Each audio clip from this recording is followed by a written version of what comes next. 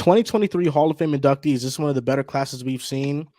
Before I get into the players, we'll talk about Greg Popovich making it, Becky Hammond making it for sure. 4 players made it. Dirk Nowitzki, Dwyane Wade, they're finalists, Tony Parker, and Pau Gasol. We're going to rank these guys' careers, and I think that there's 2 tiers that it goes into. There's the Dirk and Wade tier, then there's the Parker and Gasol tier. So we'll start with the Dirk and Wade tier. Between Dirk and Wade, who do you think had a better career? Dirk. I'm on the Dirk train. Like, I feel like if you want to go peak, Wade is right there. Even like over Dirk if you want. That's no problem.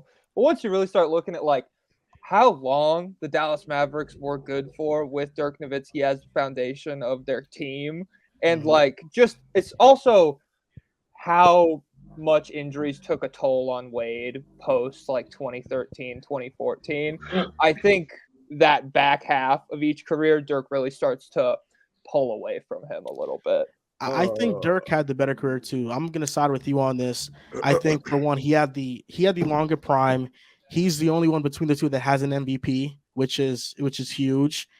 And Dirk got payback on Wade for the 06 finals. Wade had his moment, his legacy moment in 06, but so did Dirk in 2011. He had his legacy moment in that finals as well.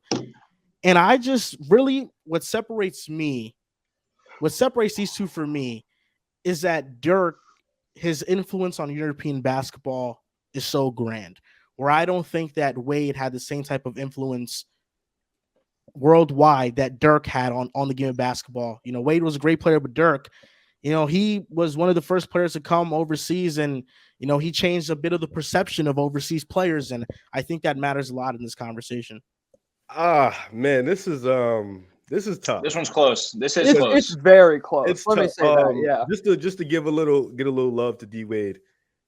Coming in, the stuff he did after his year one, people really don't remember. Going to the ECF, playing the Detroit Pistons, giving them hell. Next year, gets Shaq, won the title, down 2-0.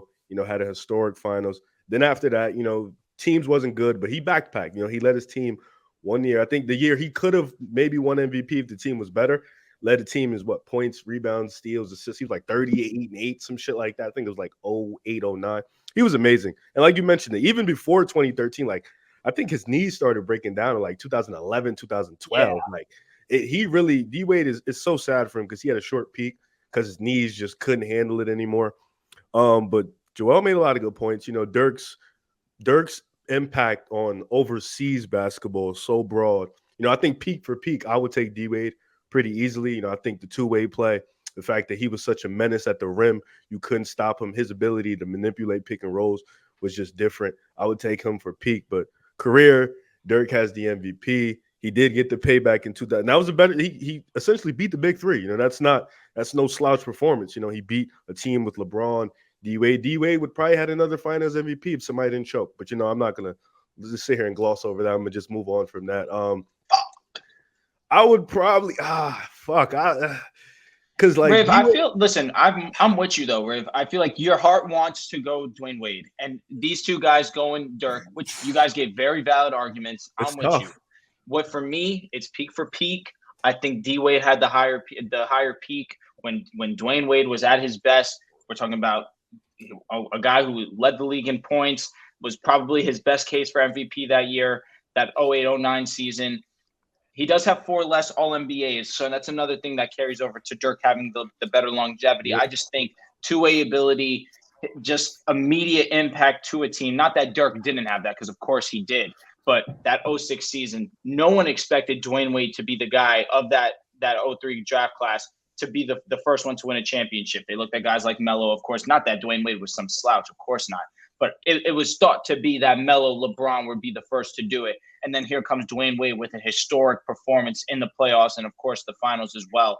And, Riff, I'm not going to hide from that fact, too. 2011, that 2010-2011 finals, Dwyane Wade's probably looking at another finals MVP right there. He was unbelievable. And also, I will say that 2012 series against OKC, he was great, too. That was the Dwyane Wade that was the Dwyane and LeBron that we had expected to see together. It was unfortunate that his knees went down and that his knees could not hold up for his game. But the athleticism, the two-way ability, the great scoring, that even though he wasn't a great three-point shooter, his ability to get to the rim, his mid-range game.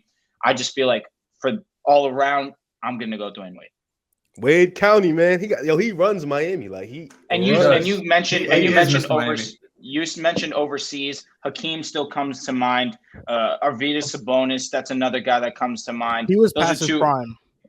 No doubt. But Arvydas was still very good in the NBA. He was like 35 though, bro. I think Dirk Hakeem is the guy though. I think Dirk is more impactful than Hakeem. And Hakeem overseas, I get it, but when we're talking about like strictly white Europeans and the stereotype around that they're not very good, a lot of that changed when Dirk came to the league.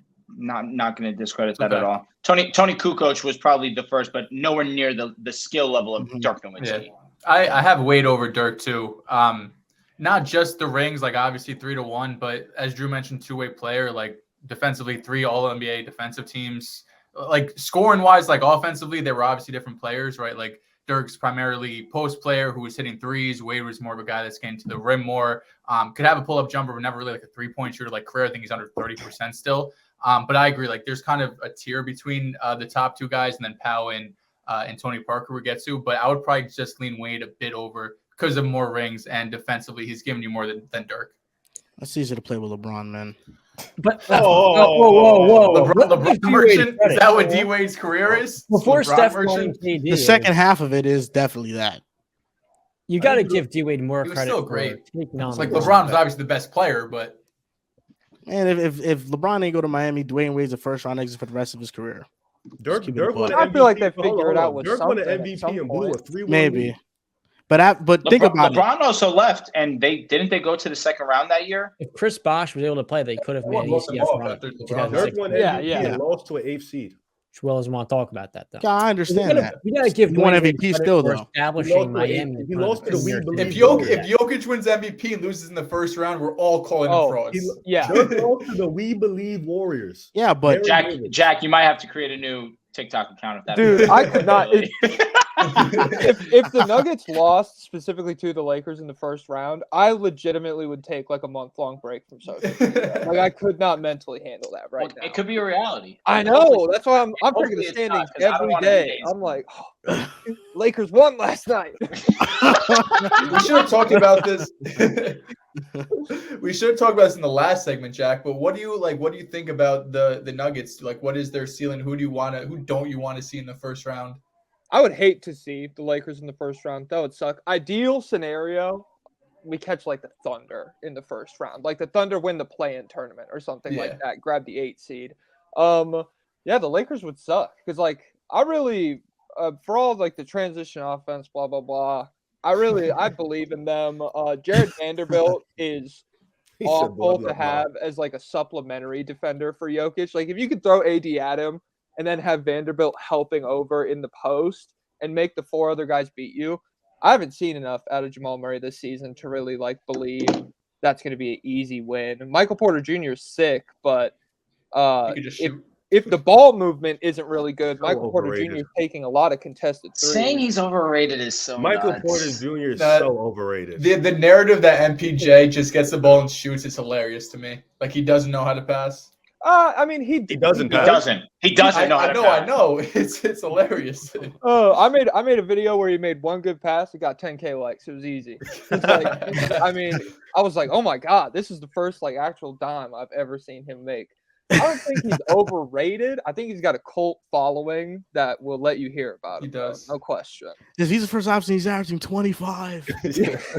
On a 13-1 team. He's a superstar. Yeah, that's too much. I'm like, Jokic is the perfect spot for him to be next to. Hell yeah. Like, if he's putting the ball on the ground the whole game, he's averaging 5 turnovers a game. Yeah, I think people don't understand that. Like, he just doesn't handle the ball well. And those injuries really killed his feel over those years. He never was able to develop that in his early 20s. And now we get to a point where the lack of reps, along with him being stiff in the upper body, that kind of kills him. He's really like stiff and janky mover. Like he moves John B pulling up with the context behind players' development. Like, 3 years ago when he had those life problems, it really deterred his development. Wasn't able to get into the gym like that. But the Suns, Jack, that matchup in the second round would petrify me. Oh, absolutely. I woke up the night that it happened. I randomly woke up at 4 a.m. I just opened my phone, checked Twitter. I saw the Woj tweet that said the trade went down. I could not sleep for the rest of the night. I was just like, Why? the West was the Lakers still stunk back then. Like the West was ours, and all this shit went down after that. And I mean, I know it's the middle of the season at that point. I shouldn't have been counting my ducks before they hatch or whatever. But yeah, that stinks. And then the Nuggets started to play kind of shitty. Oh my Lord, bro. Dude, that 6-game win streak or loss streak where we lost to the Spurs, that's the lowest I've been in a minute. That was tough. At least we knew they weren't trying Celtics went through the same shit. We lost to the Rockets. We lost like 3 in a row, and I the remember season's that over. Rockets We're losing in the loss. first round. Nah, that Rockets W, I was cooking. Oh my god, like bro, when they lost, I was like, yeah, it's up for season's them. done. Oh my god, That was probably the lowest I was too when the Lakers lost to the Rockets. Bro, when the Rockets went back to back, I'm like, yup, heater making the playoffs. My goodness. Teams lose to the Rockets, it's just awful. But that's why Dehls is so adamant about the Celtics now, because that losing streak, you know, he was hearing about it. Twitter was cooking him.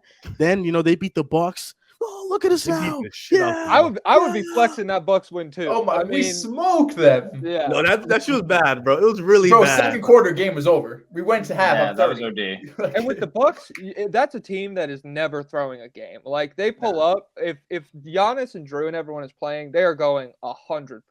And so like, and they've been pretty good on back-to-backs. I know we mentioned it was 5 games in 7 days or whatever. They had a really good record on like back-to-backs when they played the Nuggets, and the Nuggets won. And it's probably a little worse now, obviously, with the Celtics loss and everything. But they're a tough out, no matter like what the context of the game is. Yeah. When it comes to Tony Parker and Pau Gasol, where do you have these two ranked? Oh, I got Tony Parker comfortably. I got Tony Parker as well. I think Comfortably is rude. Okay, let me Comfortably ask is you. All rude. right. I would say you got a Lakers jersey. Pau You know, Gasol that's is the doubt. an Olympic gold medalist, bruh. All Yeah, right, put listen. respect on him. Y'all gonna let me go? Or I hate when y'all talk to me. You're talking about Laker legend. How can you not be higher on Kobe? What are you disrespecting Pau Gasol for? That has absolutely nothing to do with the stance. It's just with the fact that Tony Parker was a great basketball player on an all-time great dynasty of the San Antonio Spurs, was a final MVP as well. The year that the Spurs lost to the Heat when, of course, LeBron, Ray Allen. I apologize. Because they're calling me out. They called me out. So I had but next to your name, it should say Lakers fan ETC since 2019. That's fine. Who's your favorite team? The Knicks. Oh, do we know that for sure? Yes. I have a jersey. I have a Carmelo Anthony jersey when I was like 11 years old. Sure. So do I, actually. Does that make me a Knicks fan? I bought a Julius Randle jersey. I have a Carmelo Anthony Syracuse jersey. I'm a deeper fan than you, bro. I need that.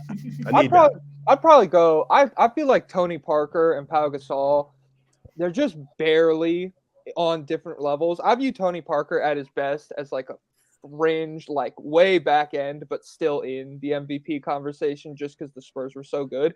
And Pau Gasol at his best, more like just a high level all NBA kind of guy. Yeah. I think Pau Gasol is my favorite player on this list. I love Pau Gasol. I love the dumb little transition no doubt he had and everything. But yeah, I would take Tony Parker. I mean, when you talk about like Tony Parker is the second best player on a dynasty for like over 18 years. You know, like my hot take was Manu is better. I mean, that's fine. Manu was great, so I'm not going to disrespect Manu at all. But you know, Tony did win Finals MVP. He was the guy that initiated the offense, the pick and roll with him and Tim Duncan. He was vital to that. The clutch scoring. Tony Parker little was the floater he had. Yeah. That's iconic. Nah, bro. Tony's floater was crazy. He wasn't no slouch. This is a guard that was in the West with a lot of West guards, and he was giving them the business. Yeah. That's a fact. I gotta lean Tony, man. The chips, the dynasty, like he was the consistent. It wasn't just Tim Duncan. It was him, Manu, Tony Parker. But Tony Parker was a consistent point guard for 2 decades for a dynasty. Any era, like the 2000s, the slow paced era. Then they brought in the funk. The late 2000s, the Lakers. You had Denver. You had Dallas. Tony Parker was still there. And then the new era with OKC coming in. They had Westbrook, the high flyer. But Tony Parker was still consistently there. So I lean Tony for this one. And that's what I was going to say. That Heat Finals Tony Parker was the Spurs' best player. I never feared a player on the Spurs the way I feared Tony Parker that year. He, every single night, it did not matter what, I'll never forget it, that floater that he took fading to the sideline as regulation was about to go out, I remember it leaving his hand into my mind saying, we lost. And it was a horrible shot. It was nowhere near going in, but that's how much I feared and respected Tony Parker. He was unbelievable that series. And I remember him hitting that 3 that put the Spurs up 5. That was a remember when he made LeBron pump fake and hit the mid range off the backboard? Say that one more time. When he was playing LeBron, they finally put LeBron on him. That's how great he is. And then LeBron was hacking him for 30 seconds in the shot clock. He was. And then he made LeBron do a pump fake and hit it right. Because that's what I was saying. He hit the 3 over LeBron James to put him up 5. I was like, bro, what is he on? When I think about Paul Gasol, I think about Game 7, 2010, when his rebounding performance and his and 1 bucket over KG was just. I bet that's what you remember. Just a monster. Them just destroying the Celtics just warmed my heart so much, man. Shit. You're disgusting.